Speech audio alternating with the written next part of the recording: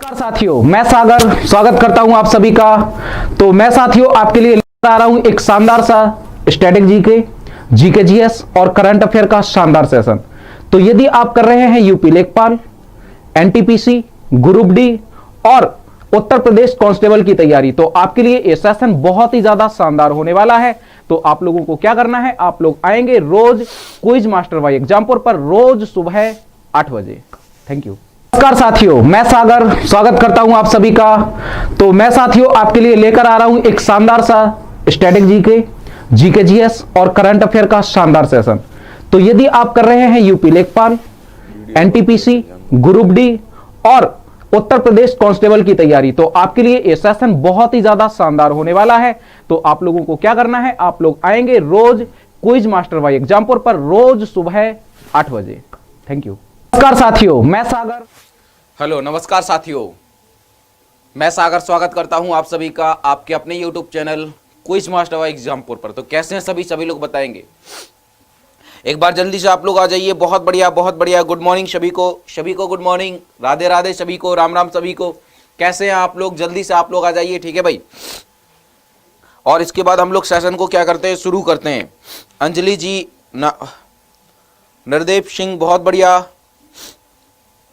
तो एक बार जल्दी से आप लोग आ जाइए और फिर हम लोग क्या करेंगे, सेशन को शुरू करेंगे और सेशन को बहुत ही अच्छे से शुरू करेंगे। और इसके साथ साथ हम आपको बताएंगे कि आपके जो एग्जाम है, चाहे वो आपका ग्रुप डी का हो या एनटीपीसी का हो या यूपी लेखपाल का हो या फिर यूपी कांस्टेबल का हो, हम लोग यहाँ पे समझेंगे कि हमारे किस प्रकार के क्वेश्चन आते हैं और हमसे किस प्रकार के क्वेश्चन पूछता है। ये सारी चीजें हम लोग यहाँ पे समझेंगे, ठीक है भाई। तो एक बार जल्दी से आप लोग आ जाइए। बहुत बढ़िया। गुड मॉर्निंग सभी को, राधे राधे सभी को, राम राम सभी को, ठीक है भाई। तो सबसे पहले तो आपको याद रखना है कि यदि आप एग्जामपुर से कोई भी बैच परचेज कर रहे हैं तो आपको क्या करना है, न्यू 25, आपको न्यू 25 कोड यूज करना है, न्यू 25 कोड यूज करना है और आपको 25% का क्या मिल जाएगा, शानदार डिस्काउंट मिल जाएगा। आपको 25% का क्या मिल जाएगा, शानदार डिस्काउंट मिल जाएगा। ये आपको क्या रखना है, याद रखना है भाई, ठीक है भाई। तो यदि आपको चाहिए 25% का डिस्काउंट तो आपको क्या करना पड़ेगा, न्यू 25 कोड यूज करना पड़ेगा। क्लियर है भाई, समझ गए। और ये क्या है, न्यू ईयर धमाका है, अभी भी न्यू ईयर खत्म नहीं हुआ है। आप चाहे परचम कॉम्बो बैच खरीद लो, है ना। तो परचम में भी आपको 10 प्रकार के बैचेस मिल जाएंगे, जैसे आपने बोल दिया भाई एनटीपीसी, सीबीटी2, ग्रुप डी, लेखपाल और यूपी कांस्टेबल, एसएससी के सारे एग्जाम मिल जाएंगे। ये सारी चीजें हैं। आप या फिर ये भी खरीद सकते हैं, सार्थक बैच को भी खरीद सकते हैं, ठीक है भाई। और सार्थक के साथ अपनी तैयारी को बहुत ही बेहतर बना सकते हैं और एक आईएएस लेवल की आप लोग बहुत ही शानदार तैयारी कर सकते हैं और आईएएस को ज्वाइन भी कर सकते हैं, नौकरी भी लग सकते हैं, है ना। तो जो आपके सपने हैं उनको आप लोग हकीकत में बदल सकते हैं, ठीक है भाई। आगे बढ़ते हैं, ठीक है। और आप लोग सागर 10 कोड भी यूज कर सकते हैं, तो ये भी आपको क्या रखना है, याद रखना है, ठीक है भाई। क्लियर है, बात समझ गए। आगे बढ़ते हैं भाई। तो क्वेश्चन नंबर आपका पहला आपकी स्क्रीन के सामने है और आप लोग क्या करेंगे, इसका आंसर करेंगे। आपको सबसे पहले क्या करना है, आपको क्वेश्चन को पढ़ना है, उसके बाद ऑप्शन को समझना है और उसके बाद क्या करना है, आंसर करना है। जैसे क्वेश्चन नंबर 1 है तो 1 का आप लोग आंसर कैसे करेंगे, ये सारी चीजें आप लोग समझ लो भाई। क्वेश्चन नंबर 1 है तो इसमें हमसे क्या कह रहा कि निम्नलिखित में से हर्यक वंश का राजा कौन था, ठीक है भाई। हर्यक वंश का राजा हमसे पूछ लिया। अब आपको लगता है भाई कौन है, मिलिंद है या फिर सेनजित है या फिर बिंबिसार है या फिर क्या है, गौतम बुद्ध है।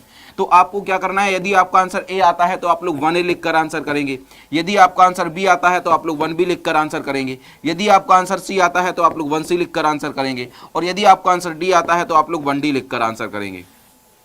ये पैटर्न आपको क्या करना है, फॉलो करना है। ये पैटर्न आपको क्या करना है, सभी साथियों को फॉलो करना है। क्लियर है भाई, बहुत बढ़िया, शानदार। गुड मॉर्निंग भाई, अनिल जी, शानदार। शिवम जी, बहुत बढ़िया। बबलू कुमार जी, नामदेव जी, बहुत बढ़िया, शानदार भाई। चलो हम लोग थोड़ा सा आप लोग शेयर कर दो, है ना, थोड़ा सा आप लोग शेयर कर दो, फिर हम लोग क्या करते हैं, सेशन को बहुत अच्छे से स्टार्ट करते हैं। थोड़ा सा आप लोग शेयर कर दो ताकि हमारे साथ ज्यादा से ज्यादा साथी जुड़ पाए, है ना। एक बार जल्दी से आप लोग शेयर कर दीजिए सेशन को।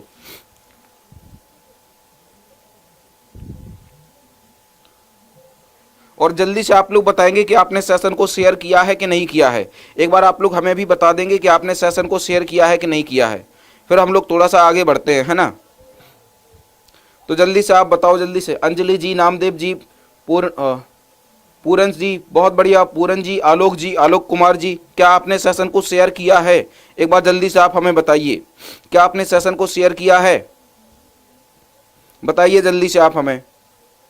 और सेशन को लाइक भी करना है भाई, सेशन को क्या करना है, लाइक भी करना है, ये आप विशेष ध्यान देना भाई।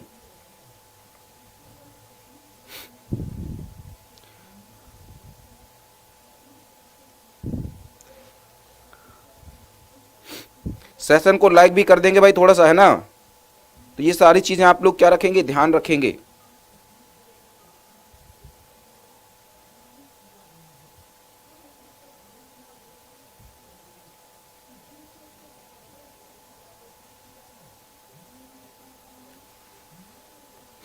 चलो भाई, तो स्टार्ट करते हैं हम लोग, ठीक है भाई, है ना? स्टार्ट करते हैं। अब देखो क्वेश्चन का हमारा राइट आंसर क्या आ जाएगा? आप समझते हैं हम लोग धुआं धुआं करते हैं, है ना? अब हम लोग क्या करते हैं, धुआं धुआं करते हैं। जैसे आपने देखा क्वेश्चन नंबर 1, क्वेश्चन नंबर हमसे ये क्या कहता है, निम्नलिखित में से हर्यक वंश का राजा कौन था? तो देखो मिलिंद था या प्रसेनजित था या फिर बिंबिसार था या फिर कौन था, गौतम बुद्ध था। तो कहीं ना कहीं देखो गौतम बुद्ध हुए, कहीं ना कहीं कौन हुए, गौतम बुद्ध हुए। और जो आपका, अच्छा हमसे क्वेश्चन पूछा है कि भाई हर्यक वंश का राजा कौन था, तो हमारा राइट आंसर क्या हो जाएगा, बिंबिसार हो जाएगा। कौन हो जाएगा, बिंबिसार हो जाएगा। आप लोग ये सारी चीजें समझ लो। देखो जो आपका मगध था, वहां पे कौन कौन से वंश बने, है ना? वहां पे कौन कौन से वंश बने, तो हसिन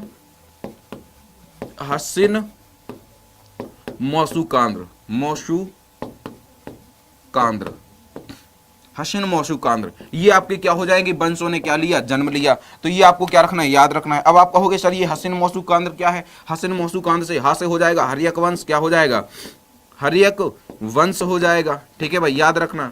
और सी से हो जाएगा शिशुनाग वंश, क्या हो जाएगा, शिशुनाग वंश हो जाएगा, क्या हो जाएगा, शिशुनाग वंश हो जाएगा, है ना? और नंद से, ना से हो जाएगा नंद वंश, क्या हो जाएगा, नंद वंश हो जाएगा। मां से हो जाएगा मौर्य वंश, क्या हो जाएगा, मौर्य वंश हो जाएगा। बात समझ में आ गई है? और सु से हो जाएगा शुंग वंश, क्या हो जाएगा, शुंग वंश हो जाएगा। कहां से हो जाएगा, कर्ण वंश, क्या हो जाएगा, कर्ण वंश हो जाएगा। और आंध्र से हो जाएगा आंध्र सातवाहन वंश, क्या हो जाएगा, आंध्र सातवाहन वंश हो जाएगा, ठीक है भाई। तो ये हमारे वंश चले कहां पे, मगध में चले। कहां पे चले, मगध में चले। तो हमसे क्वेश्चन पूछा गया है कि हर्यक वंश के राजा कौन थे, हर्यक वंश के संस्थापक कौन थे? तो आपने बता दिया हर्यक वंश के संस्थापक कौन थे, बिंबिसार थे। और बिंबिसार का पुत्र क्या कौन था, तो भाई बिंबिसार का पुत्र था अजात शत्रु। कौन था, अजात शत्रु था। तो ये भी आपको क्या रखना है, याद रखना है, अजात शत्रु था। तो ये आपको क्या रखना है, याद रखना है। और अजात शत्रु ने ही अपने पिता की क्या की थी, हत्या की थी। इसी वजह से हम लोग अजात शत्रु को पितृहंता के नाम से जानते थे। किससे, पितृहंता के नाम से जानते थे। ये भी आपको क्या रखना है, याद रखना है। अजात शत्रु के पुत्र का क्या नाम था, तो उदयन था। क्या था, उदयन अजात शत्रु के पुत्र का नाम था। और उदयन के पुत्र का क्या नाम था, तो नागदशक था। ये आपको क्या रखना है, याद रखना है। और नागदशक क्या था, हर्यक वंश का अंतिम शासक था। नागदशक हर्यक वंश का अंतिम शासक था। और नागदशक की हत्या कर दी किसने, शिशुनाग ने। और शिशुनाग वंश की स्थापना कर दी, ठीक है भाई। तो राइट आंसर क्या हो जाएगा हमारा, सी हो जाएगा। गौतम बुद्ध को हम लोग किस नाम से जानते हैं, सिद्धार्थ के नाम से जानते हैं। किस नाम से, सिद्धार्थ के नाम से जानते हैं। और इन्होंने किसकी, बौद्ध धर्म की स्थापना की थी। किसकी, बौद्ध धर्म की स्थापना की थी। यदि आपसे क्वेश्चन पूछा जाए कि सिद्धार्थ का अर्थ क्या होता है, तो जिसकी इच्छाएं पहले से ही पूर्ण हो, जिसकी इच्छाएं पहले से ही पूर्ण हो, उसको हम लोग क्या बोलते हैं, सिद्धार्थ बोलते हैं। क्या बोलते हैं, सिद्धार्थ बोलते हैं। बहुत बढ़िया, शानदार, एकदम शानदार। क्वेश्चन नंबर नेक्स्ट, दिल्ली सल्तनत का कौन सा सुल्तान लाख बख्श के नाम से जाना जाता है? दिल्ली सल्तनत का कौन सा सुल्तान है जो लाख बख्श के नाम से जाना जाता है? बहुत शानदार क्वेश्चन है भाई, बहुत शानदार क्वेश्चन है। एक बार आप लोग बताओ दिल्ली सल्तनत का वह कौन सा। हाँ भाई, प्रणाम जी, प्रणाम, आ गए हैं आप लोग, बहुत बढ़िया। अनुराजा जी बहुत बढ़िया, तिलक जी, कुमारी यादव बहुत बढ़िया, बहुत बढ़िया। नामदेव जी शानदार भाई, हिमांशु जी, हिमांशु दादा। चलो भाई, तो हमसे क्वेश्चन पूछा गया है कि दिल्ली सल्तनत का वह कौन सा शासक था जिसको हम लोग लाख बख्श के नाम से जानते थे। किस नाम से, लाख बख्श के नाम से जानते थे। तो देखो आपको पता होना चाहिए, सबसे पहले तो आपको यह पता होना चाहिए कि दिल्ली सल्तनत, सबसे पहले तो आपको यह पता होना चाहिए कि दिल्ली सल्तनत यानी दिल्ली सल्तनत में कौन कौन से वंश चले, है ना। दिल्ली सल्तनत में कौन कौन से वंश चले, तो सबसे पहला कौन सा वंश चला, गुलाम वंश। कौन सा, गुलाम वंश चला, है ना। उसके बाद दूसरे नंबर पे कौन सा आया, तो खिलजी वंश आया। कौन सा, खिलजी वंश आया। तीसरे नंबर पे कौन सा आया, तो तीसरे नंबर पे आया, आप याद रखना, तुगलक वंश। कौन सा, तुगलक वंश आया, है ना। और चौथे नंबर पे कौन सा आया, तो याद रखना, सैयद वंश आया, सैयद वंश आया। और 5वें नंबर पे कौन सा आया, तो याद रखना लोधी वंश आया। कौन आया, लोधी वंश आया। तो ये सारी चीजें आपको क्या रखनी है, याद रखनी है। अब यदि आपसे क्वेश्चन पूछा जाए कि गुलाम वंश की स्थापना किसने की, तो कुतुबुद्दीन ऐबक ने। किसने, कुतुबुद्दीन ऐबक ने की। और खिलजी वंश की स्थापना किसने की, तो फिरोज खिलजी ने। किसने, फिरोज खिलजी ने की। और तुगलक वंश की स्थापना किसने की, तो गियासुद्दीन तुगलक ने। किसने, गियासुद्दीन ने की, गियासुद्दीन तुगलक ने की, है ना। और सैयद वंश की स्थापना किसने की, तो खिज्र खान ने की। किसने, खिज्र खान ने की। तो ये भी आपको याद रखना है। और लोधी वंश की स्थापना किसने की, तो बहलोल ने की। किसने, बहलोल ने की, बहलोल लोधी ने की। तो ये आपको क्या रखना है, याद रखना है।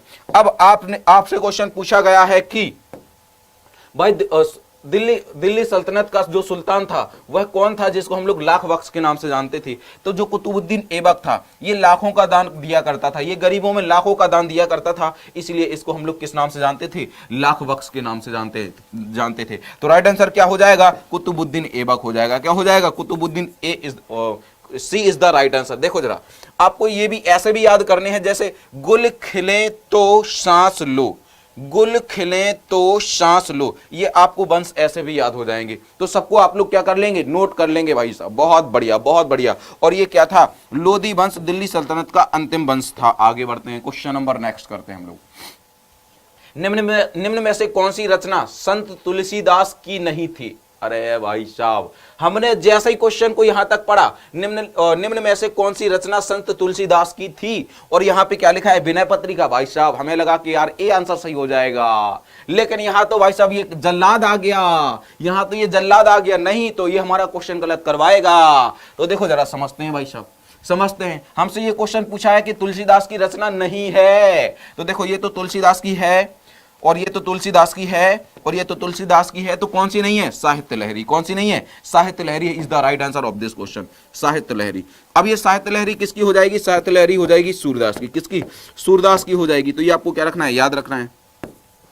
साहित्य लहरी किसकी हो जाएगी, सूरदास की हो जाएगी। सूरदास की एक और रचना है जैसे सूरावली, शूरावली हो जाएगी, शूरावली हो जाएगी, है ना।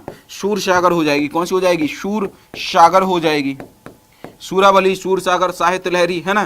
तो ये हमारी क्या हो जाएंगी, सूरदास की रचनाएं हो जाएंगी। सूरदास का जन्म कहां पे हुआ था, गरऊ घाट में, गरऊ घाट में, गरऊ घाट में सूरदास का जन्म हुआ था। और ये गरऊ घाट कहां पे, मथुरा में पड़ता है। कहां पे, मथुरा में पड़ता है। और ये क्वेश्चन पूछा गया है। और सूरदास के गुरु का क्या नाम था, तो सूरदास के गुरु का नाम था बल्लभाचार। क्या नाम था, बल्लभाचार, बल्लभाचार, बल्लभाचार क्या था, सूरदास के गुरु का नाम था। तो हमारा राइट आंसर क्या बन जाएगा, बी बन जाएगा। क्या बन जाएगा, बी बन जाएगा। एकदम शानदार, बहुत बढ़िया, एकदम शानदार। थोड़ा सा और शेयर कर देंगे आप लोग तो मजा आ जाएगा, और लाइक वाइक करते जाएंगे, है ना, लाइक वाइक करते जाएंगे आप लोग सेशन को। तो राइट आंसर क्या हो जाएगा, B is the right answer of this question. आगे बढ़ते हैं, क्वेश्चन नंबर करते हैं हम लोग 4। कानपुर षड्यंत्र मुकदमा किस आंदोलन के नेताओं के विरुद्ध था, जल्दी से आप लोग बताओ। कानपुर षड्यंत्र का जो मुकदमा था वह किस आंदोलन के नेताओं के विरुद्ध था, वह किस आंदोलन के नेताओं के विरुद्ध था। जो कानपुर षड्यंत्र था, जो कानपुर षड्यंत्र था वह साम्यवादी जो आपके आंदोलक थे, जो साम्यवादी जो मतलब जो नेता थे, कहीं ना कहीं उनके क्या था, विरुद्ध था। ये आपको क्या रखना है, याद रखना है। बहुत बढ़िया, शानदार। और यदि आपसे क्वेश्चन पूछा जाए कि जो साम्यवादी जो आपका आंदोलन था इसके प्रमुख व्यक्ति कौन थे, इसके प्रमुख व्यक्ति कौन थे, तो आपसे क्वेश्चन पूछा जाए जो साम्यवादी आंदोलन था इसके प्रमुख व्यक्ति कौन थे, तो मुजफ्फर अहमद थे। कौन थे, मुजफ्फर अहमद थे। ये आपको क्या रखना है, याद रखना है। मुजफ्फर अहमद थे। ठीक है भाई, अहमद, मुजफ्फर अहमद क्या थे, इसके प्रमुख व्यक्ति थे। अब आप कहोगे सर कानपुर षड्यंत्र तो एक दूसरा भी था जो हम लोग जिसको हम लोग एचआरए के नाम से जानते हैं, एचआरए। और एचआरए की स्थापना हुई थी 1924 में। तो वो चीज अलग है, एचआरए पार्टी अलग है। और एचआरए पार्टी की कहीं ना कहीं आपको पता होना चाहिए किसने स्थापना की थी, तो इन लोगों ने मिलकर स्थापना की थी। जैसे चंद्रशेखर आजाद हुए और रामप्रसाद बिस्मिल हुए, चंद्रशेखर आजाद, रामप्रसाद बिस्मिल, अशफाक उल्लाह खां, रोशन सिंह, राजेंद्र लहड़ी, इन लोगों ने मिलकर क्या की थी, स्थापना की थी। और कहा था कि अंग्रेज हमें लूट रहे हैं, हम अंग्रेजों को लूटेंगे भाई साहब, है ना। तो वो चीज एक अलग हो जाती है। बट ये साम्यवादी आंदोलन एक अलग ही था। ठीक है भाई, कहां पे, कानपुर के। तो कानपुर कहां पे है आपका, यूपी में पड़ता है। कहां पे, यूपी में पड़ता है। किस नदी के किनारे बसा हुआ है, गंगा नदी के किनारे बसा हुआ है। किसके, गंगा नदी के किनारे बसा हुआ है।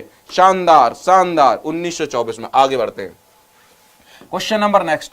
14 जून 1947 को कांग्रेस के दिल्ली अधिवेशन में भारत के विभाजन का प्रस्ताव स्वीकृत हुआ। इस अधिवेशन के अध्यक्ष कौन थे? बहुत बढ़िया भाई, भारत के विभाजन का प्रस्ताव हुआ है ना, भारत के विभाजन का क्या हुआ? प्रस्ताव हुआ है ना, किसका? विभाजन का प्रस्ताव हुआ। तो इस अधिवेशन के अध्यक्ष कौन थे? तो जल्दी से आप लोग बताओ। सरदार वल्लभ भाई पटेल। तो सरदार पटेल जी तो भाई 1931 में थे। कब थे? 1931 में थे। और ये जो किसका अधिवेशन था? कराची अधिवेशन था। कहां का था? तो कराची का अधिवेशन था, ये भी आपको याद रखना है। और इसी अधिवेशन में सबसे पहले मूल अधिकारों की मांग की गई थी। सबसे पहले किसकी? मूल अधिकारों की मांग की गई थी, तो ये भी आपको याद रखना है। पंडित जवाहरलाल नेहरू, ये 1929 में अध्यक्ष बने थे। 1929 में अध्यक्ष बने थे लाहौर में। कहां पे? लाहौर में बने थे, तो ये भी आपको क्या रखना है? याद रखना है। राजेंद्र प्रसाद भाई, इनको 1939 में अध्यक्ष बनाया गया था। ठीक है भाई, तो जेबी कृपलानी हमारा क्या हो जाएगा? राइट आंसर आ जाएगा। तो JB Kripalani is the right answer of this question. तो ये किसके? कांग्रेस के अध्यक्ष बने थे। कब? 14 जून 1947 के समय। बात समझ में आ गई आपको? ये पॉइंट आपको समझ में आ गया? बहुत बढ़िया, बहुत बढ़िया, शानदार भाई, शानदार। तो हमारा राइट आंसर क्या बन जाएगा? डी बन जाएगा। राजेंद्र प्रसाद नहीं होंगे भाई, राजेंद्र प्रसाद नहीं होंगे हैं। चलो जी, डी हो जाएगा। क्या हो जाएगा? D is the right answer of this question. थोड़ा सा आप लोग शेयर कर दो सेशन को, मजा आ जाएगा, है ना। थोड़ा सा शेयर कर दो आप लोग, मजा आ जाएगा सेशन में। क्वेश्चन नंबर 6, महासागर में ज्वार भाटा की उत्पत्ति के कारण क्या है? महासागर में ज्वार भाटा की उत्पत्ति के कारण क्या है? आप लोग जल्दी से बताओ भाई, जल्दी से आप लोग बताओ, महासागर में ज्वार भाटा की उत्पत्ति कैसे होती है? तो गुरुत्वाकर्षण या अभिकेंद्रीय बल तथा अपकेंद्रीय बल से, या फिर सूर्य व चंद्रमा के संयुक्त प्रभाव से, या फिर पृथ्वी के घूर्णन गति से, या फिर किससे? सूर्य के प्रभाव से। तो किस कारण क्या आता है? ज्वार एवं भाटा आता है। तो जल्दी से आप लोग बताओ। और आपको पता होना चाहिए इसी प्रकार से हमारा भूकंप भी होता है। क्या होता है? भूकंप भी होता है। भूकंप आता है तो सब कुछ हिल जाता है। तो कृपया आप लोग बताएं जल्दी से, हमारा राइट आंसर क्या हो जाएगा? बहुत बढ़िया, बहुत बढ़िया, बहुत बढ़िया भाई, डी बता रहे हैं आप लोग। देखो इसका राइट आंसर क्या हो जाएगा? ए हो जाएगा। क्या हो जाएगा? ए।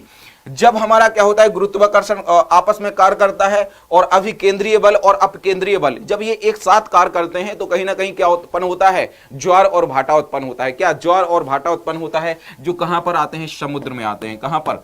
समुद्र में आते हैं। तो ये भी आपको क्या रखना है? याद रखना है। ठीक है। बट जो आपके भूकंप है ये कहीं भी आ सकते हैं। भूकंप है ये आपके कहीं भी आ सकते हैं, नॉर्मल क्षेत्र में आ सकते हैं। ठीक है। और क्वेश्चन पूछा जाता है कि जिस क्षेत्र में भूकंप आता है उस क्षेत्र को क्या कहा जाता है? उस क्षेत्र को हम लोग क्या बोलते हैं? सिस्मिक जोन बोलते हैं। क्या बोलते हैं? सिस्मिक जोन, सिस्मिक जोन बोलते हैं। तो ये भी आपको क्या रखना है? याद रखना है। और भूकंप मापी को हम लोग बोलते हैं सीस्मोग्राफी बोलते हैं। क्या बोलते हैं? सीस्मोग्राफी बोलते हैं। आगे बढ़ते हैं। तो ये देखो हमारा इस प्रकार से क्या होता है? ज्वार भाटा होता है। ठीक है भाई, आगे बढ़ते हैं। Question number next, question number 7, बहुत ही बढ़िया क्वेश्चन है। निम्नलिखित सेल तंत्रों में से कौन भारत के कोयला निक्षेपों का प्रमुख होता है? जल्दी से आप लोग बताओ भाई, इसका राइट आंसर हमारा क्या बन जाएगा? जल्दी से आप लोग क्या करेंगे? इसका राइट आंसर करेंगे आप लोग। बहुत बढ़िया, बहुत ही बढ़िया, शानदार भाई। हाँ जी भाई, बहुत बढ़िया अनुराजा जी, बहुत बढ़िया। तो देखो हमसे क्वेश्चन पूछा गया है, निम्नलिखित सेलों में से कौन भारत के कोयला निक्षेपों का प्रमुख स्रोत है? तो मतलब कहीं ना कहीं किसकी बात कह दी? कोयला की बात कह दी। किसकी? कोयला की। कि कोयला का उत्पादन मतलब कहीं ना कहीं कहां से हमें प्राप्त होता है? तो गोंडवाना तंत्र से, या धारवाड़ा तंत्र से, या फिर आपका बिंद तंत्र से, या फिर कहां पे? कुड़प्पा तंत्र से। कहां से? कुड़प्पा तंत्र से। तो ये देखो ये आपका क्या हो जाएगा? मैप हो जाएगा। अब जैसे हम सबसे पहले देखें भाई गोंडवाना तंत्र को, तो ये गोंडवाना तंत्र इस वाले क्षेत्र में पड़ता है। ये वाला जो क्षेत्र है, ये झारखंड छत्तीसगढ़ वाला क्षेत्र, झारखंड छत्तीसगढ़ वाला जो क्षेत्र है हमारा, वो क्या पड़ता है? गोंडवाना क्षेत्र पड़ता है। याद रखना। तो यहीं पे हमें क्या होता है? सबसे ज्यादा कोयले की प्राप्ति होती है। किसकी? कोयले की प्राप्ति होती है। तो ये आपको क्या रखना है? याद रखना है। अब जो कोयला मिलता है तो क्वेश्चन पूछा जाता है सबसे अच्छा कोयला कौन सा होता है? सबसे अच्छा कोयला, तो सबसे अच्छा होता है कोयला कौन सा? एंथ्रेसाइट होता है या एंथ्रासाइट होता है। एंथ्रासाइट कोयला क्या होता है? सबसे अच्छा होता है। और क्वेश्चन पूछा जाता है कि सबसे बुरी क्वालिटी का, यानी नॉर्मल क्वालिटी का कोयला, सबसे बुरी क्वालिटी का कोयला कौन सा होता है? तो आप कहोगे पीट कोयला। कौन सा? पीट कोयला सबसे बुरी क्वालिटी का होता है। ठीक है। अब गोंडवाना तंत्र में क्या पाया जाता है? सबसे ज्यादा कोयला पाया जाता है। क्या पाया जाता है? सबसे ज्यादा कोयला पाया जाता है। तो गोंडवाना तंत्र के कौन कौन से क्षेत्र में राज्य आते हैं? तो जैसे हमने बोल दिया झारखंड बोल दिया, और हमने क्या बोल दिया, छत्तीसगढ़ बोल दिया, छत्तीसगढ़ बोल दिया। तो ये आपके क्या हो जाएंगे, मेनली दो आपके राज्य हो जाएंगे जो किसमें आते हैं, गोंडवाना तंत्र में आते हैं। और ये गोंडवाना तंत्र किसके लिए जाना जाता है, कोयला क्षेत्र के लिए जाना जाता है। किसके लिए, कोयला के लिए जाना जाता है। तो ये भी आपको क्या रखना है, विशेष याद रखना है। समझ गए भाई। तो हमारा राइट आंसर क्या बन जाएगा, हमारा राइट आंसर बन जाएगा ए बन जाएगा। ठीक है। अब ये कहां से पूछा गया है, झारखंड से। भाई ये कहां पे, झारखंड में पड़ता है। झारखंड आपसे क्वेश्चन पूछा जाए, झारखंड का गठन कब किया गया था, 15 नवंबर को। कब, 15 नवंबर 2000 में झारखंड का गठन किया गया था। और झारखंड की राजधानी क्या है, रांची है। झारखंड की राजधानी क्या है, रांची है। और रांची में ही क्या है, झारखंड का हाई कोर्ट है। और रांची हाई कोर्ट की स्थापना कब हुई थी, तो 2000 में। कब, 2000 में रांची हाई कोर्ट की स्थापना हुई थी। 2000 में रांची हाई कोर्ट की स्थापना की गई थी। समझ गए बात को, ये सारे पॉइंट आपको समझ में आ गए। झारखंड के सीएम कौन हो जाएंगे, तो हेमंत सोरेन। कौन, हेमंत सोरेन हो जाएंगे। ये आपको क्या रखना है, याद रखना है। हेमंत सोरेन क्या हो जाएंगे, झारखंड के सीएम हो जाएंगे। आगे बढ़ते हैं, क्वेश्चन नंबर नेक्स्ट। बहुत बढ़िया क्वेश्चन है भाई, बहुत ही बढ़िया क्वेश्चन है, एकदम लाजवाब क्वेश्चन है। एक बार जल्दी से आप लोग आंसर कर दें, जल्दी से आप सभी साथी आंसर कर दें। और आप लोग सेशन को शेयर भी कर दें, थोड़ा सा आप लोग सेशन को थोड़ा सा शेयर भी कर दें तो और थोड़ा सा मजा आ जाएगा, है ना। और आज हम सबके स्टेटस देखेंगे भाई साहब, टेंशन मत लेना, आज सबके स्टेटस देखेंगे हम। फिर आप ये मत कहना कि सर हमने स्टेटस नहीं लगाया। भाई लिंक जल्दी से स्टेटस लगा लेना आप लोग अपना, सबका देखेंगे हम, है ना। ऐसा कोई भी नहीं होगा जिसका स्टेटस हम ना देखें। फिर आप ये नहीं कह सकते कि भाई हाँ ठीक है भाई। बहुत बढ़िया। तो निम्नलिखित में से कौन सा युग में सुमेलित है, मतलब जामनगर, हल्दिया, पानागुड़ी और जुमाली, ये हमारी क्या है, ये पंचायती राज्य हैं। ये हमारे क्या है, पंचायती राज्य हैं, पंचायती राज्य हैं, पंचायती राज्य हैं। ठीक है भाई। तो सबसे पहले हमें ये बताना है कि जो जामनगर है ये कहां पे, महाराष्ट्र में है। जो जामनगर है ये कहां पे, महाराष्ट्र में है। बहुत बढ़िया,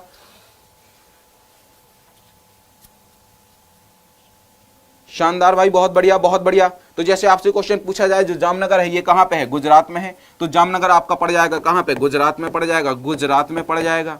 ठीक है भाई। जो हल्दिया है ये कहां पे पड़ जाएगा, पश्चिम बंगाल में, पश्चिम बंगाल में पड़ जाएगा, याद रखना। और आपसे क्वेश्चन पूछा जाए कि जो आपका नुवाली है ना, जो आपका नुमालीगढ़ है ये कहां पे पड़ जाएगा, ये आपका असम में पड़ जाएगा। कहां पे, असम में पड़ जाएगा। ठीक है भाई। तो ये सारी चीजें आपको क्या रखनी है, याद रखनी है। अब हमसे ये क्वेश्चन पूछा गया है कि कौन सा युग में सुमेलित है।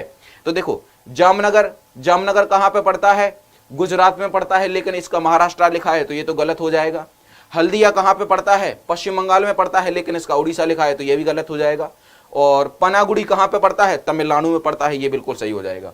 ये बिल्कुल क्या हो जाएगा, सही हो जाएगा। जो आपका नुमालीगढ़ है ये कहां पे पड़ता है, असम में पड़ता है, लेकिन इसका दिया गया गुजरात, तो ये भी क्या हो जाएगा, गलत हो जाएगा। तो राइट आंसर क्या हो जाएगा, सी हो जाएगा। क्या हो जाएगा, सी। अब ये क्या है, पंचायती राज व्यवस्था है। ये क्या है, पंचायती राज व्यवस्था है। तो आपसे क्वेश्चन पूछा जाए कि पंचायती राज व्यवस्था, पंचायती राज व्यवस्था की स्थापना कब की गई थी, तो पंचायती राज व्यवस्था की स्थापना की गई थी 2 अक्टूबर 1959 में की गई थी। ठीक है भाई, याद रखना। और पंचायती राज व्यवस्था से संबंधित हमारे भारत का संविधान का कौन सा भाग है, तो भाग नंबर 9 में है। और कौन सी अनुसूची है, कौन सी अनुसूची है, तो याद रखना अनुसूची नंबर 11 है। और कौन सा आर्टिकल है, तो आर्टिकल नंबर 243। आर्टिकल नंबर 243 का ए से लेकर ओ तक, ए से लेकर ओ तक किससे संबंधित प्रावधान है, तो याद रखना पंचायती राज व्यवस्था से, पंचायती राज व्यवस्था से संबंधित क्या है, प्रावधान है। सारी चीजें आप लोग क्या रखेंगे, याद रखेंगे। राइट आंसर क्या बन जाएगा, सी बन जाएगा। आगे बढ़ते हैं, क्वेश्चन नंबर नेक्स्ट। कंप्यूटर क्या है, तो ये कंप्यूटर भाई साहब के बारे में ये पॉइंट दिए गए हैं, ये कंप्यूटर के बारे में ये पॉइंट दिए गए हैं, इसके बारे में आपको क्या करना है, आंसर करना है। बहुत बढ़िया। 2 अक्टूबर को, जी बिल्कुल। अच्छा, आपसे यदि क्वेश्चन पूछा जाए कि पंचवर्षीय योजना, यदि आपसे पंचवर्षीय योजना पूछ ले, पंचवर्षीय योजना पूछ ले, तो आप क्या बताएंगे, पंचवर्षीय योजना को कब शुरू किया गया था, 1951 में शुरू किया गया था। कहां से, राजस्थान से, राजस्थान से। और राजस्थान के कहां से, नागौर से। तो ये भी आपको याद रखना है, पजल नहीं होना, आपके दिमाग में आ गया होगा यार फिर पंचायती राज व्यवस्था और पंचवर्षीय योजना ये अलग अलग हैं, तो बिल्कुल अलग अलग हैं। ये क्या है, बिल्कुल अलग अलग है। ठीक है भाई। तो क्वेश्चन नंबर कंप्यूटर के बारे में आप बताएंगे। बहुत बढ़िया बहुत बढ़िया। राजस्थान के नागौर जिले से, जी बिल्कुल, शानदार राकेश जी, शानदार। तो देखो हमसे क्वेश्चन पूछा गया है कि कंप्यूटर क्या है, तो आंकड़ों के भंडारण वाली एक सक्षम युक्ति है, बिल्कुल सही बात है भाई। आंकड़ों के विश्लेषण करने के लिए सक्षम है, बिल्कुल सही बात है। पूर्ण गोपनीय रखने में ये क्या है, सक्षम है, बिल्कुल सही बात है। और कभी कभी वायरस द्वारा संक्रमित हो जाता है। बिल्कुल सही बात है भाई। तो ये सारे पॉइंट क्या हैं, परम सत्य हैं, यानी राइट आंसर क्या हो जाएगा, डी हो जाएगा। राइट आंसर क्या हो जाएगा, डी हो जाएगा। बहुत बढ़िया आकाश जी, शानदार। आकांक्षा बहुत बढ़िया, बहुत ही बढ़िया, शानदार भाई। राजकुमारी यादव जी बहुत ही बढ़िया। तो राइट आंसर क्या बनेगा हमारा सही उत्तर बन जाएगा भाई क्या, डी बन जाएगा। क्वेश्चन नंबर नेक्स्ट, शून्य आधार वाला बजट सर्वप्रथम कहां पर लागू किया गया था? शून्य आधार वाला बजट सर्वप्रथम कहां पर लागू किया गया था? तो रूस में, या भारत में, या संयुक्त राज्य अमेरिका में, या ब्रिटेन में? तो रूस की राजधानी क्या हो जाएगी, मॉस्को हो जाएगी। क्या हो जाएगी, मॉस्को हो जाएगी। और मुद्रा क्या हो जाएगी, रूबल हो जाएगी। क्या हो जाएगी, रूबल हो जाएगी। रूस की संसद का क्या नाम है, तो ड्यूमा है। रूस की संसद का क्या नाम है, तो ड्यूमा है ना। और ब्रिटेन की राजधानी क्या है, लंदन है। और मुद्रा क्या है, पौंड है। मुद्रा क्या है, पौंड है। तो ये भी आपको याद रखना है, समझ गए। और आपसे क्वेश्चन पूछा जाए कि अमेरिका, तो अमेरिका के बारे में तो आप लोग सब लोग जानते हैं। तो राइट आंसर क्या हो जाएगा, अमेरिका। क्या हो जाएगा, अमेरिका। और अमेरिका में 1970 में, कब, 1970 में क्या किया गया था, शून्य आधार बजट पेश किया गया था। शून्य पर आधारित, मतलब शून्य आधारित बजट पेश किया गया था, समझ गए। सी हो जाएगा, बहुत बढ़िया। तो राइट आंसर क्या हो जाएगा, सी हो जाएगा। यदि आपसे क्वेश्चन पूछा जाए कि अमेरिका के राष्ट्रपति कौन है, राष्ट्रपति कौन है, तो आप बताओगे अमेरिका के राष्ट्रपति हो जाएंगे भाई कौन से, जो बाइडन हो जाएंगे। कौन, जो बाइडन हो जाएंगे, जो बाइडन हो जाएंगे। अमेरिका के उपराष्ट्रपति कौन है, तो कमला हैरिस। कौन है, कमला हैरिस हैं। तो ये भी आपको क्या रखना है, याद रखना है, कमला हैरिस हो जाएंगी। ठीक है, कमला हैरिस क्या हो जाएंगी, अमेरिका की उपराष्ट्रपति हो जाएंगी। और थोड़ा सा शेयर कर दो आप लोग, और थोड़ा सा शेयर कर दो, मजा आ जाए। ठीक है भाई, और लाइक कर देना आप लोग, लाइक जरूर करना है सेशन को लाइक जरूर करना है भाई मेरे, है ना भाई, मेरे सेशन को लाइक जरूर करना है। निम्नलिखित विटामिन B1 का, निम्नलिखित में विटामिन B1 कौन सा है? अच्छा, हमसे ये क्वेश्चन पूछा गया है कि निम्नलिखित में से विटामिन B1 कौन सा है। हमने आपको एक ट्रिक बताई थी, रथ पर एक ट्रॉफी। रथ पर एक ट्रॉफी हमने आपको एक क्या बताई थी, ट्रिक बताई थी। जैसे था हो जाएगा किसका, तो था हो जाएगा विटामिन बी का नाम, है ना, या विटामिन B1 उसी को बोलते हैं। रेटिनॉल हो जाएगा किसका, विटामिन, अच्छा, हाँ, विटामिन ए का नाम क्या हो जाएगा, रेटिनॉल हो जाएगा। एस्कॉर्बिक अम्ल हो जाएगा विटामिन किसका, विटामिन सी का नाम हो जाएगा, है ना। और फिलोक्विनिन किसका हो जाएगा, विटामिन के का नाम हो जाएगा। किसका, विटामिन के का नाम हो जाएगा। तो ये आपको क्या रखना है, याद रखना है। यदि आपसे क्वेश्चन पूछा जाए कि विटामिन ए सबसे ज्यादा किस में पाया जाता है, तो गाजर में। किस में, गाजर में विटामिन सबसे ए ज्यादा पाया जाता है। और गाजर क्या है भाई, स्रोत है किसका, विटामिन ए का। विटामिन ए की कमी से हमें कौन सा रोग हो जाता है, तो रतौंधी। कौन सा, रतौंधी हो जाता है। क्या, रतौंधी हो जाता है। तो ये भी आपको क्या रखना है, याद रखना है। विटामिन बी से कौन सी कमी हो जाती है हमें, कौन सा रोग होता है, तो बेरी रोग हो जाता है। कौन सा, बेरी रोग हो जाता है। तो ये भी आपको क्या रखना है, याद रखना है। ठीक है भाई, समझ गए। और यदि आपसे क्वेश्चन पूछा जाए विटामिन सी एस्कॉर्बिक अम्ल, विटामिन सी की कमी से कौन सा रोग होता है, तो याद रखना पायरिया रोग हो जाता है। कौन सा, पायरिया रोग हो जाता है। कौन सा, पायरिया, आपने देखा होगा जो दांतों में, है ना। और स्कर्वी रोग हो जाता है। कौन सा, स्कर्वी रोग हो जाता है। ये कहां पे होता है, हमें दांतों में होता है। कहां पे, दांतों में होता है। तो ये भी आपको याद रखना है। ठीक है भाई। तो यदि आपको पायरिया रोग हो गया है और आपके दांतों से बदबू आ रही है, यदि आपको पायरिया रोग हो गया है और आपके दांतों से आ रही है बदबू, तो वो छोड़कर भाग जाएगी, फिर मत कहना। इलाज करा लो जल्दी से इसका, ठीक है, इलाज करा लो, फिर मत कहना कि सर ने बताया नहीं है कि पायरिया रोग है। और इसका रोग अच्छा ये कैसे दूर होगा, तो ये दूर होगा किससे, आंवला खाने से। किससे, आंवला खाने से दूर होगा। तो आंवला खाओ, क्या खाओ, आंवला खाओ। और ये भी ना मिले तो आंवला तेल पी जाओ। लेकिन ऐसा आपको करना नहीं है, ऐसा आपको नहीं करना है भाई, ऐसा आपको बिल्कुल नहीं करना है। शानदार भाई, शानदार। कह रहा जो को मेरे आका। चलो जी, तो राइट आंसर क्या हो जाएगा, राइट आंसर हमारा हो जाएगा भाई विटामिन B1 का हो जाएगा थायमिन हो जाएगा। क्या हो जाएगा, थायमिन हो जाएगा। आगे बढ़ते हैं। तो ये आपके देखो विटामिन हो जाएंगे पूरे, vitamin A, vitamin B1, vitamin B2, vitamin B3, vitamin B5, 6, 9, 12 और C, D, E, K। तो ये उनके क्या हो जाएंगे, रासायनिक नाम हो जाएंगे और ये उनसे होने वाले रोग हो जाएंगे। बात समझ में आ गई है। जैसे हमने कह दिया विटामिन डी, तो इसका रासायनिक नाम क्या हो जाएगा, कैल्सीफेरॉल। और इससे हमें कौन सा रोग हो जाता है, तो सूखा रोग या रिकेट्स हो जाता है। ठीक है भाई, समझ गए। चलो जी आगे बढ़ते हैं। विटामिन डी किस में पाया जाता है, तो धूप में पाया जाता है। दास वंश की स्थापना किसने की, दास वंश की स्थापना किसने की, जल्दी से आप लोग बताएंगे। बहुत बढ़िया। दास वंश की स्थापना किसने की? जल्दी से आप बताएं।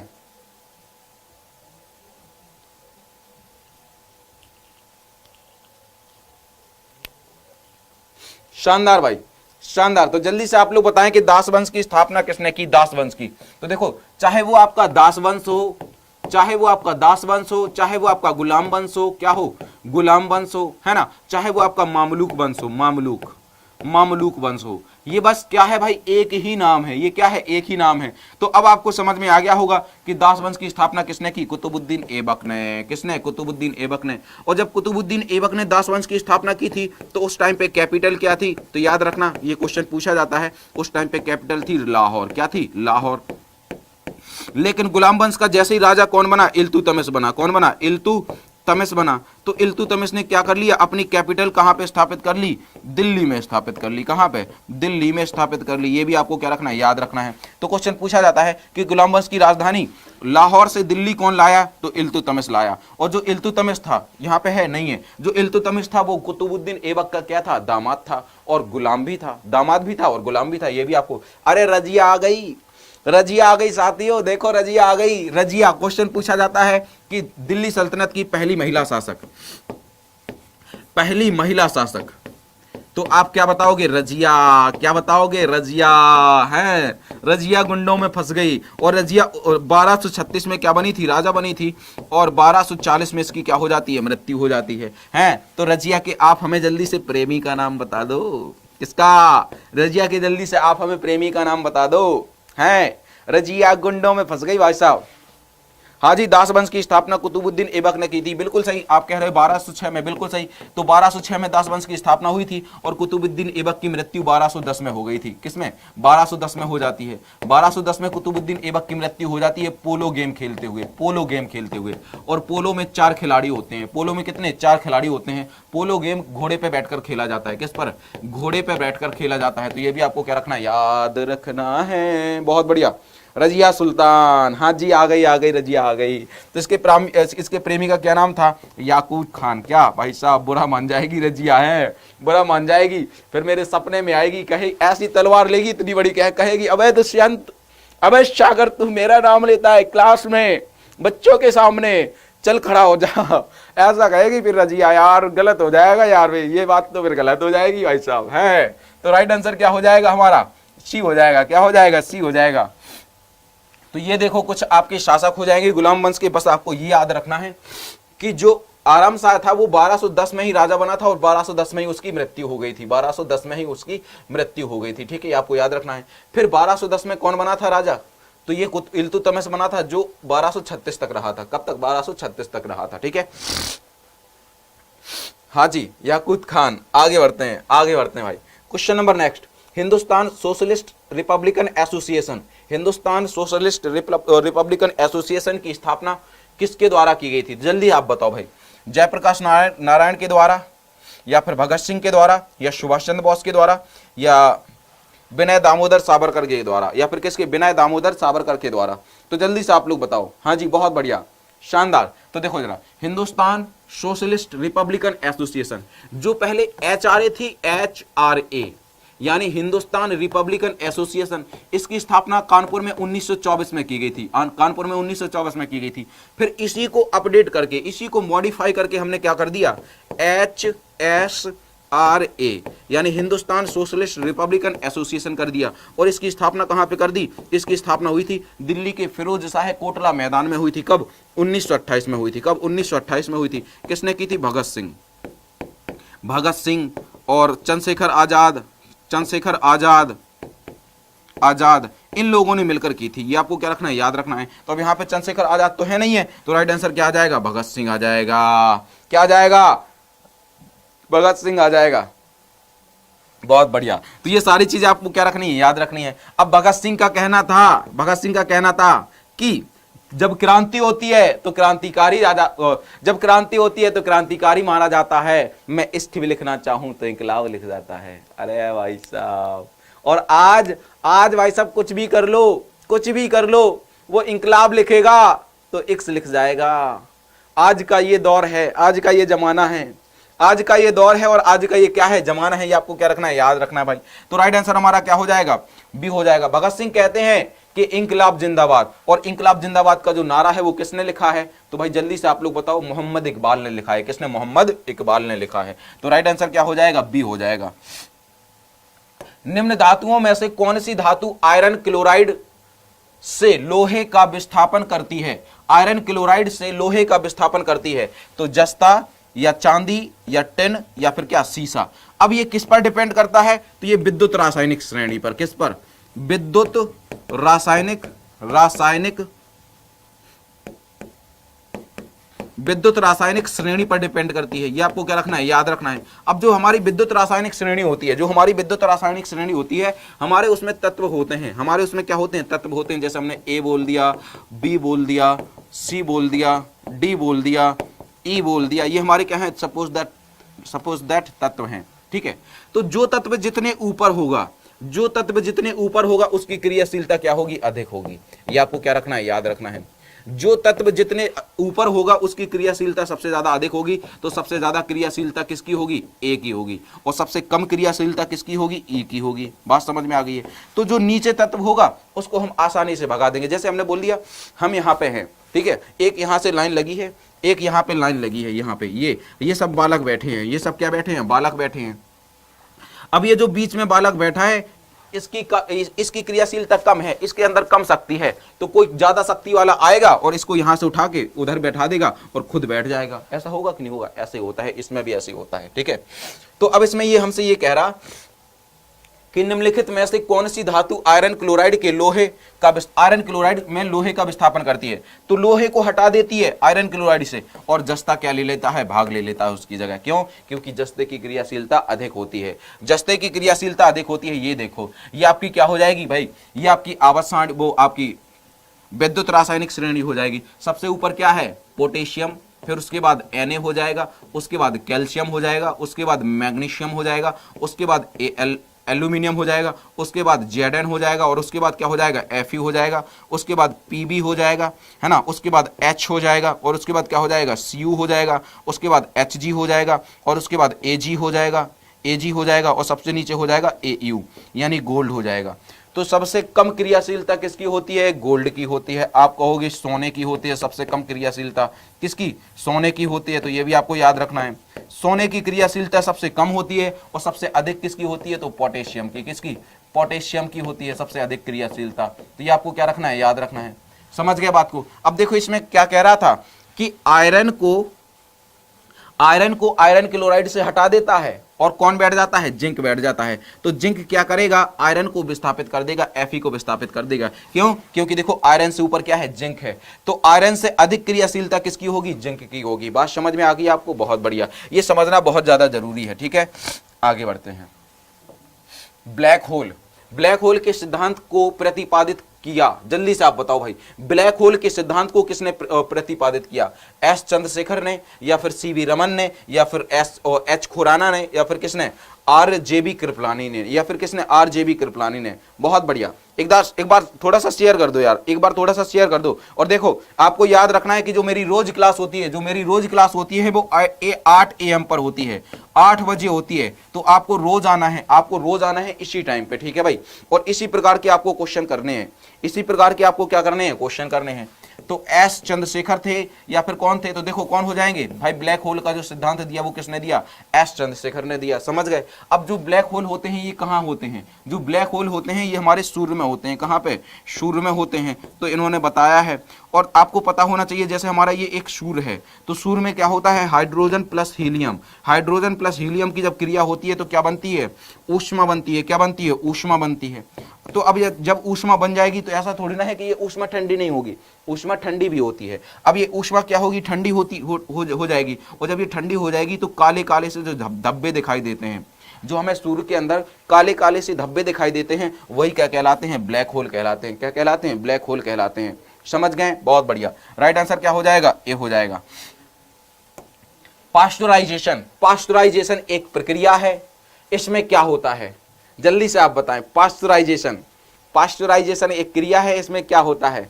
देखो गुलाब भेज रहा है, ना मानेगा, करेगा गलतियां हैं, ना मानेगा, जल्दी से आंसर करो भाई, जल्दी से आंसर करो। यदि आंसर गलत हो गया तो चालान कटेगा, चालान ना मानेगा। जल्दी से आ जाओ भाई, जल्दी से हैं, जल्दी से शेयर कर दो भाई साहब, और लाइक वाइक कर देंगे यार, ठीक है भाई, लाइक वाइक भी कर दिया करो आप लोग, ठीक है।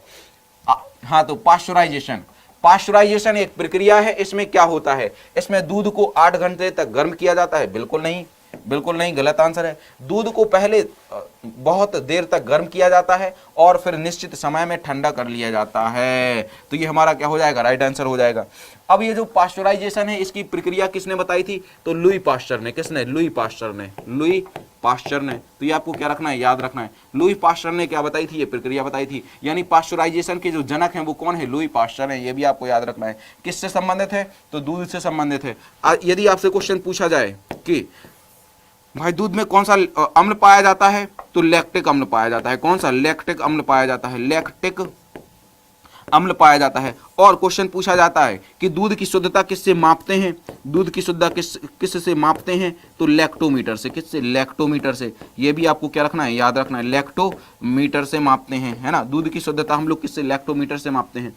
और नेशनल डेयरी अनुसंधान कहाँ पे है, तो वो करनाल में है। कहाँ पे, करनाल में है, करनाल, जो कि आपका हरियाणा में पड़ता है। कहाँ पे, हरियाणा में पड़ता है। ये भी आपको क्या रखना है, याद रखना है। समझ गए, बहुत बढ़िया, एकदम शानदार। तो राइट आंसर क्या बन जाएगा हमारा, राइट आंसर बन जाएगा बी, ठीक है। आगे बढ़ते हैं, क्वेश्चन नंबर 17। एक हैकर जिसके इरादे आपराधिक या दुर्भावपूर्ण नहीं है, उसे क्या कहेंगे। मतलब एक हैकर है, एक क्या है, हैकर क्या होता है, जो हमारे बैंक वगैरह मतलब काले धन वगैरह मतलब टेक्नोलॉजी से क्या कर लेता है, हैक कर लेता है। तो एक हैकर है जिसके जो मतलब इरादे हैं वो आपराधिक मामले के जैसे नहीं है और दुर्भावपूर्ण नहीं है। क्या है, नहीं है, तो उसे हम क्या कहेंगे। जो हैकर होते हैं, एक तो वो हैकर होते हैं जो हमें क्या करते हैं, धोखा देते हैं, हमें क्या करते हैं, धोखा देते हैं। और एक वो हैकर होते हैं जो हमारी मदद करते हैं। क्या करते हैं, मदद करते हैं, ठीक है। तो जो हमें धोखा देते हैं उन्हें हम लोग क्या कहेंगे, उन्हें हम लोग ब्लैक हैकर कहेंगे। क्या कहेंगे, ब्लैक हैकर कहेंगे। लेकिन जो हमारी मदद करते हैं उन्हें हम लोग क्या कहेंगे, व्हाइट हैकर कहेंगे। क्या कहेंगे, व्हाइट हैकर कहेंगे। तो ये आपको क्या रखना है, याद रखना है। तो इसको हम लोग क्या कहेंगे, व्हाइट हैकर कहेंगे। अब आप कहोगे सर ये कौन सा कॉन्सेप्ट है यार, ऐसे ऐसे क्वेश्चन जब पूछे गए हैं तो बताओ क्या करें, क्या करें बताओ। ऐसे ऐसे क्वेश्चन आएंगे आपके, ठीक है भाई, ऐसे ऐसे क्वेश्चन आएंगे। राइट आंसर क्या हो जाएगा, ए हो जाएगा। और ये देखो हैकर भाई साहब कितना बिल्कुल शानदार लग रहा है, हैं? आगे बढ़ते हैं, क्वेश्चन नंबर 18। आजादी के बाद सिविल सेवा के पहले प्रमुख कौन थे। आजादी के बाद सिविल सेवा के पहले प्रमुख कौन थे, सिविल सेवा आपको पता होना चाहिए। यानी आपसे क्वेश्चन पूछा जाए यूपीएससी कि भाई पहले आजादी के बाद पहले भाई प्रमुख कौन थे, ये हमसे क्वेश्चन पूछा गया है। Union public service commission, union public service commission. और ये हमारा क्या है, संवैधानिक निकाय है। ये हमारा क्या है, संवैधानिक निकाय है। ये हमारा क्या हो जाएगा, संवैधानिक निकाय हो जाएगा। ये आपको क्या रखना है, याद रखना है, ये हमारा संवैधानिक निकाय हो जाएगा। और इसके बारे में वर्णन दिया गया है आर्टिकल 308 से लेकर आर्टिकल 323 तक वर्णन दिया गया है। आर्टिकल 308 से लेकर आर्टिकल 323 तक क्या दिया गया है, वर्णन दिया गया है। बात समझ में आ गई है। और इसके जो पहले अध्यक्ष थे वो कौन थे, एनआर पिल्ले थे। कौन थे, एनआर पिल्ले थे। अभी वर्तमान में कौन है, तो प्रदीप कुमार जोशी, प्रदीप कुमार जोशी, प्रदीप कुमार जोशी जी हैं, जो अभी क्या है, वर्तमान में क्या है, यूपीएससी के अध्यक्ष हैं। और आपसे क्वेश्चन पूछा जाए कि सिविल सेवा का जनक किसको माना जाता है, सिविल सेवा का जनक किसको माना जाता है, तो आप बताएंगे लॉर्ड कॉर्नवालिस को। किसको, लॉर्ड कॉर्नवालिस को माना जाता है। शानदार भाई, बहुत ही बढ़िया। आगे बढ़ते हैं, तो राइट आंसर क्या बनेगा हमारा, बी बन जाएगा। क्या बन जाएगा, बी बन जाएगा, ऋषभ जी।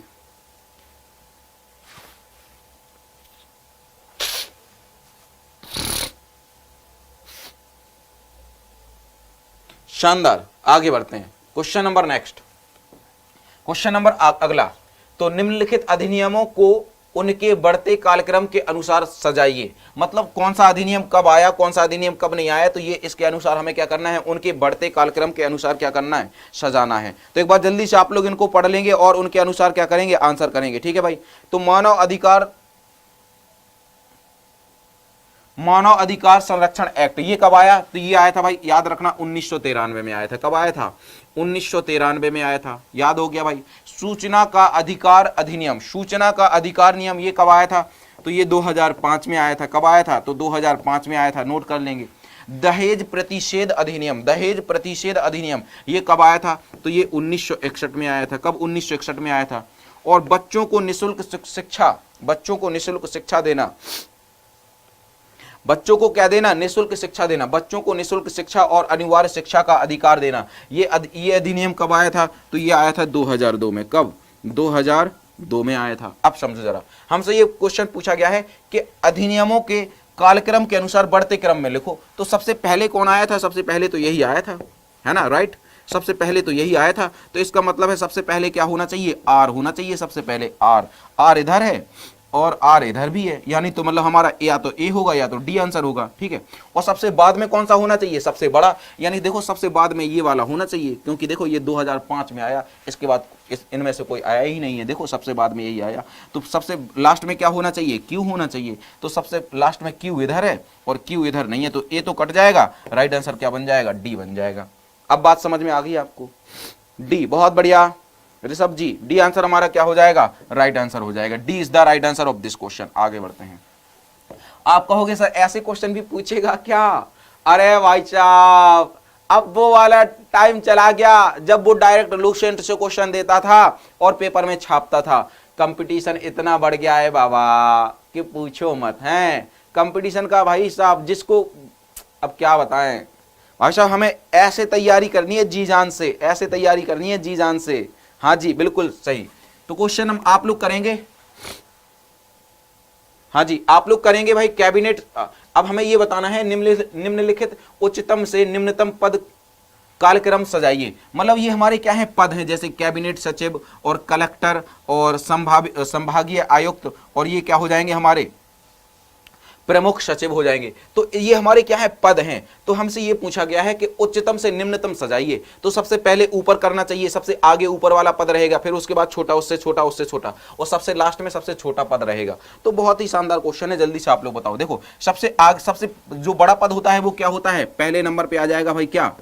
कैबिनेट सचिव। इसका क्या मतलब है? तो पहले नंबर पे पी होगा, तो पी भाई देखो इधर है और पी इधर है, राइट? समझ में आ गया? तो पहले नंबर पे क्या होगा? पी होगा। अब बात आती है कि दूसरे नंबर पे कौन सा पद होता है? तो दूसरे नंबर पे होता है प्रमुख सचिव होता है।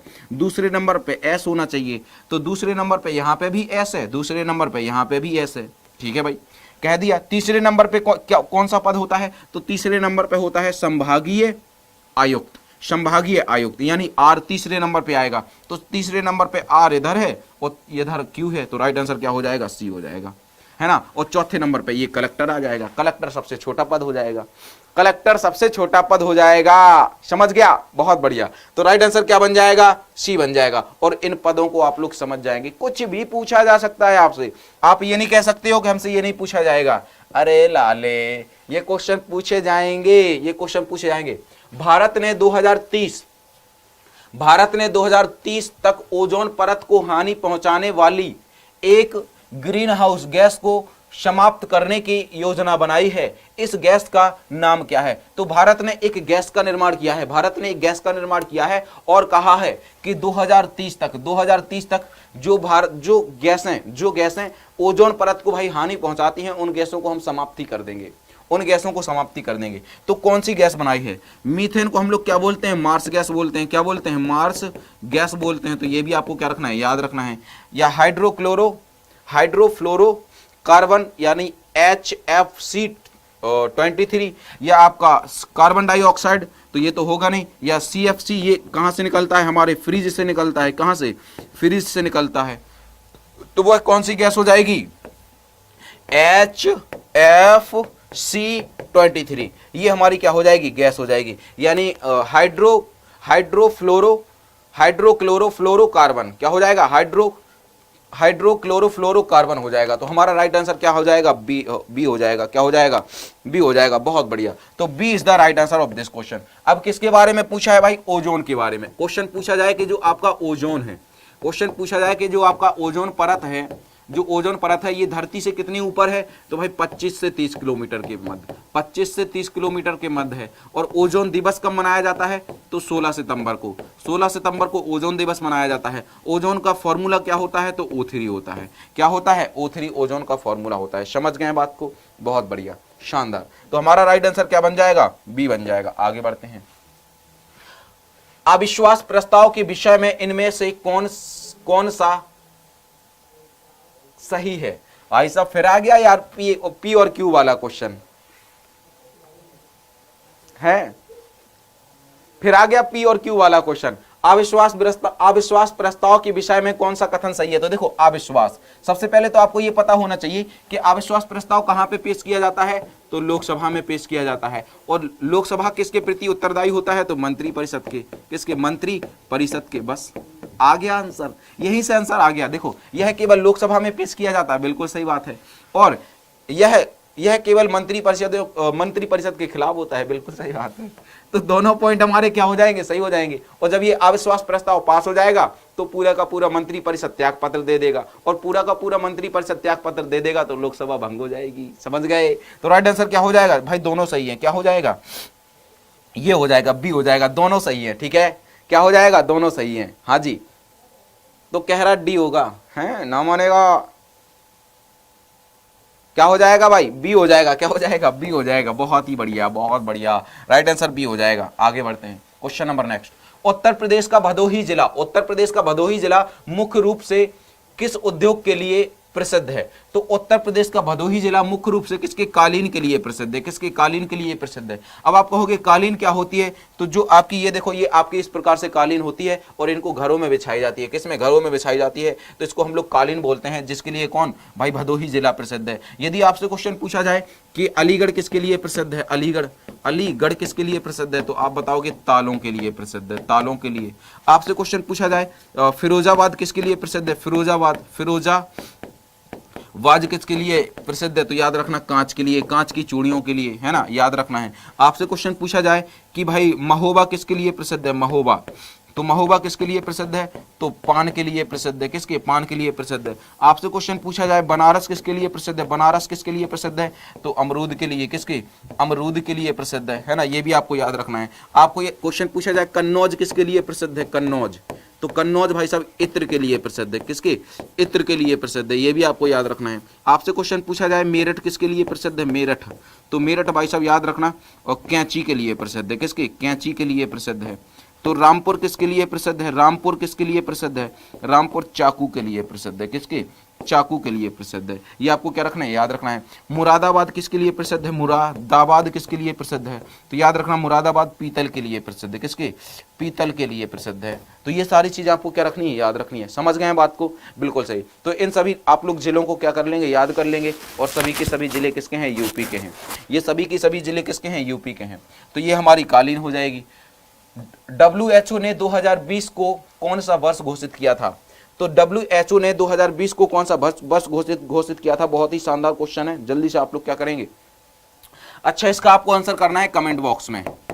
इसका आंसर आपको कमेंट बॉक्स में करना है। और आपको पता होना चाहिए कि WHO ने 11 मार्च 2020 में 2020 को क्या किया था?